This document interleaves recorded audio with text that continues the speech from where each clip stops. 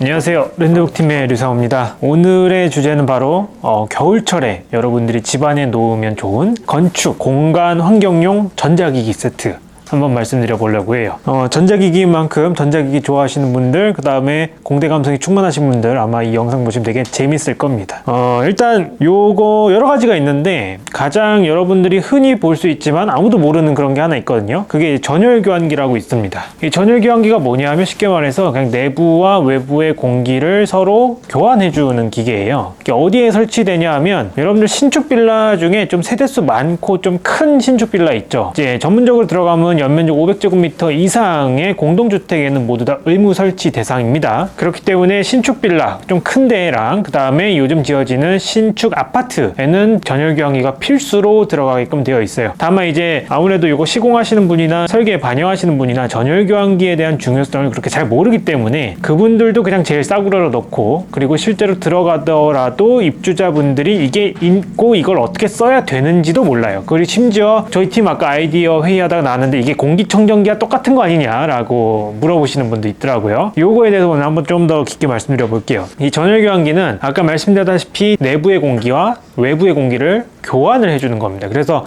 주로 이제 천장에 달려 있는 경우가 많고, 이제 스위치로 껐다 켰다 할 수 있거든요. 이게 어떤 원리로 해주냐 하면 전열 교환기가 천장에 붙어 있고, 그 전열 교환기 안에 여러 가지 필터가 하나 있고, 그 필터를 통해서 내부에 오염된 공기가 나가고, 그 다음에 외부에 신선한 공기가 들어오면서 그 필터에서 열 교환까지 되고, 이제 외부의 미세먼지까지 막는 역할을 하면서 내부의 공기가 서로 교환이 되게끔 되는 겁니다. 이렇게 되면 당연히 이제 내부에 오염된 공기가 외부로 지속적으로 나가고 외부에 신선한 공기가 들어오니까 상당히 집 내부가 프레시해질 수 있겠죠. 자, 그럼 여기서 이제 들어오는 질문이 과연 이게 공기청정기랑 뭐가 다르냐입니다. 자, 중요해요. 여기서부터. 공기청정기 같은 경우에는 내부에 오염된 공기를 다시 내부로 배출하는 거고요. 전열교환기는 내부에 오염된 공기를 외부로 내보내고 외부의 공기가 내부로 들어오는 겁니다. 여기서 뭐가 달라지냐 하면 공기청정기 같은 경우에는 이산화탄소까지 제거해주지 못해요. 이산화탄소 제거하는 기술은 되게 공학적으로 되게 복잡하고 고난이도 기술로 알고 있거든요. 공기청정기는 단순히 이제 실내에 뭐 미세먼지라든지 아니면 뭐 여러 가지 오염, 먼지 그런 걸 좀 걸러주는 역할이고, 전열교환기는 외부의 공기가 들어오기 때문에 이산화탄소를 그냥 외부 수치만큼 계속 낮춰줄 수가 있습니다. 자, 그러면 이 이산화탄소 수치가 뭐가 문제이길래 도대체 교환을 해줘야 되냐? 여러분들 옛날에 막 되게 저도 옛날에 그런 이제 학교였는데 좁은 공간에 이제 많이 모아놓고 얘기하다 보면 졸리잖아요. 그게 다 이산화탄소 농도가 높아지기 때문에 이제 졸린 현상이 나오는 거거든요. 그리고 아무래도 직접적으로 산소가 아니다 보니까 몸이 쓰는 에너지원도 아니기 때문에 더욱 좋지도 않고요. 그렇기 때문에 이 이산화탄소 농도가 올라가면 올라갈수록 인체에 좋지 않은 영향을 계속 미칩니다. 그럼 이걸 수치로 보면 어떻게 되냐면, 일단 권장하는 수치는 이산화탄소 1000ppm 이하로 실내 공기를 유지하는 거를 추천하고요. 그 다음에 2000ppm이 넘어가면서부터 문제가 생기는 걸로 어느 정도 정리가 되어 있습니다. 쉽게 말하면 2000ppm이 넘어가면 그만큼 더 졸린 환경이 만들어진다라고 보시면 되세요. 그럼 이 전열교환기의 목적은 결국 이 이산화탄소 농도를 1000ppm 이하로 유지하고 덩달아서 내부에 오염된 원까지 밖으로 계속 배출하는 그런 역할을 해준다고 보면 돼요. 그 다음에 전열교환기 같은 경우 이제 여기 천장이 있는데 이 점검구를 이렇게 열면 여기 이제 이렇게 나옵니다. 소리 들리죠? 그래서 RA 여기 있고 SA 여기 있고, 네, 저쪽으로 이제 급기가 대기가 되는 걸 볼 수 있습니다.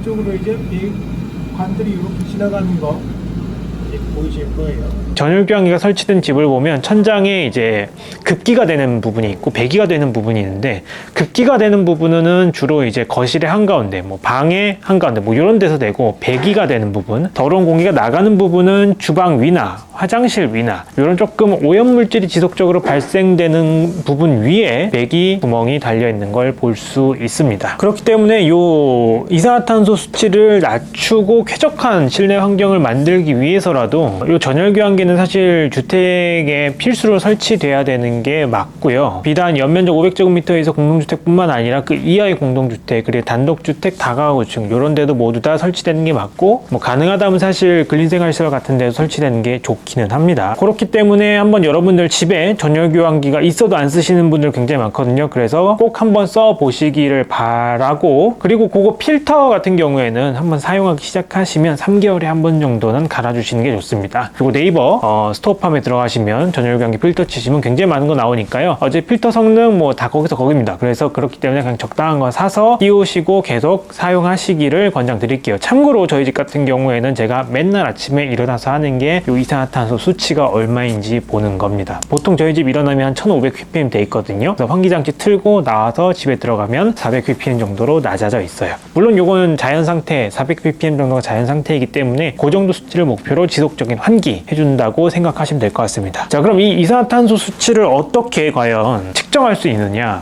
물론 전문 기기가 있어야 됩니다. 기기가 있어야 되는데, 물론 이건 투자예요. 전문 기기 같은 경우에는 저 같은 경우에 뭘 사용하냐 하면 네이버에 보노웨어라고 치시면 이산화탄소 측정기가 나옵니다. 이 이산화탄소 측정기를 연결을 해놓고 계속 쓰시면서 어느 정도 이제 환기의 타이밍을 그걸로 딱 재시면 되는 거예요. 1000이 넘어간다 그럼 환기를 해주시면 되고요. 그 다음에 뭐 2000에 가까웠다 그럼 빨리 환기시키시면 되는 거고요. 그 다음에 1000 이하이면 그래도 내가 건강한 상태에 있구나, 그렇게 좀 판단을 해주시면 될 것 같습니다. 자, 여기까지가 이제 전열 교환기 첫 번째, 그 다음에 이산화탄소 측정기, 이렇게 두 개 말씀드렸고요. 그 다음에 또 있어야 되는 게 저번 영상에도 말씀드렸던 바로 온습도계입니다. 온습도계가 왜 있어야 되냐면, 물론 실내가 따뜻하면 따뜻할수록 겨울에 좋기는 하지만 그 따뜻함의 적정 수치, 왜냐하면 따뜻함이라는 결국 에너지원을 쓰는 거거든요. 여러분의 난방비와도 직접적으로 연관이 되어 있습니다. 그렇기 때문에 실내 온도는 겨울철에 그래도 한 22도에서 24도 정도 유지해 주시는 게 좋고요. 물론 인간이 쾌적함을 느끼는 온도 범위는 20도입니다. 그리고 이 온도보다 사실 더 중요한 게 있는데 바로 실내 상대 습도 수치입니다. 이 실내 상대 습도 수치 같은 경우에는 40에서 60%를 유지해 주는 게 가장 건강한 상대 습도의 범위로 나와 있고요. 60%보다 높으면 곰팡이 발생 위험이 그만큼 높아지고, 그 다음에 40%보다 낮으면 그만큼 세균 번식, 바이러스 번식에 대한 위험이 그만큼 증가한다고 연구 결과가 나와 있습니다. 그래서 반드시 저 온습도계 사셔서 부위별로 주시는 게 좋아요. 방에 있고, 그 다음에 거실에 있고, 그 다음에 뭐 주방 같은 데도 있고, 지속적으로 좀 체크를 해주시는 게 좋고, 제가 아까 말씀드린 전열 교환기 있죠. 그 전열 교환기랑 온습도계랑 같이 매칭시켜서 얘기를 해보면, 전열 교환기 같은 경우에는 외부에 건조한 공기가 계속 들어오고 내부에 오염된 습한 공기가 계속 나가기 때문에 전열 교환기를 틀어두면 계속 실내는 건조해질 수밖에 없습니다. 그래서 전열 교환기를 틀어두실 분들은 반드시 가습기를 같이 구매해서 사용해 주시는 게 좋아요. 그래서 가습기도 40에서 60%의 상대 습도를 유지할 수 있도록 가습의 범위를 조절하는 거, 그거를 꼭 잊지 말고 해주시기를 바라겠습니다. 자, 그리고 마지막에 하나 남은 게 있죠. 바로 공기청정기 혹은 미세먼지 측정기, 이런 게 있는데, 요즘 나오는 공기청정기에는 대부분 미세먼지 측정기가 달려있죠. 그래서 공기청정기 사실 분들은 그냥 공기청정기 그거 사시면 될 것 같고, 미세먼지 측정기만 좀 전문적으로 내가 한번 보고 싶다, 이것도 환기의 타이밍, 뭐 아니면 청소할 때나 뭐 요리할 때나 그런 거에, 그 다음에 외부에 굉장히 미세먼지 많은 날 많죠, 겨울철에. 그럴 때 어느 정도 환기를 하고, 또 내가 미세먼지 많은 날 환기를 위해서 창문을 열면 내부의 오염원이 또 얼마 증가하는지 그걸 좀 측정하고 싶다라고 한다면 요 미세먼지 측정기를 구매하시는 게 좋은데, 다행히도 이 미세먼지 측정기 같은 경우에는 정부에서 등급별로 매겨놓은 게 있습니다. 그 중에서 이제 1등급 제품을 구매하시는 게 가장 좋고요. 1등급 제품이 몇 개 없는데 대부분 그 측정의 범위를 보면 오차 범위 내에서 대부분 다 비슷비슷한 성능을 보이고 있습니다. 그렇기 때문에 1등급 인정받은 것 중에 제일 저렴한 거 사시는 게 제일 좋겠죠. 그거 하나 사셔서 주방이나 뭐 거실 같은 데 놓고 실내 미세먼지 수치가 어느 정도인지 계속 체크하면서 환기의 타이밍을 지속적으로 가져가 주시는 게 좋겠습니다. 자, 이렇게 해서 전열 교환기, 그 다음에 이산화탄소 측정기, 온습도계, 그 다음에 미세먼지 측정기, 이렇게 4개를 거주하시는 곳에 놓으시면 제 생각에 그렇게 감기 걸릴 일은 아마 없을 것 같아요. 외부에서 막 너무 추워서 감기 걸리는 건 어쩔 수 없지만 실내에서 생기는 여러 가지 문제들, 뭐 요즘 새집중 같은 거 있죠. 그런 거에 대한 위험은 현저히 줄어들지 않을까 싶습니다. 그리고 당연히 저희가 설계하는 집은 당연히 그걸 다 넣습니다. 그래서 저 같은 경우는 좀 어떻게 하냐면 요거 사실 이제 전체 건축비로 보면 얼마 안 해요. 뭐 미세먼지 측정기 해봤자 얼마나 하겠습니까? 10만 원 할까요? 온습도계 다이소에서 5천 원이면 사고요. 그 다음에 이산화탄소 측정기 그것도 10만 원 안 합니다. 그 다음에 뭐 전열교환기는 그냥 건축할 때 넣으면 되고 아니면 그냥 이거 넣어달라고 뭐 공사 견적이 넣어도 되고요.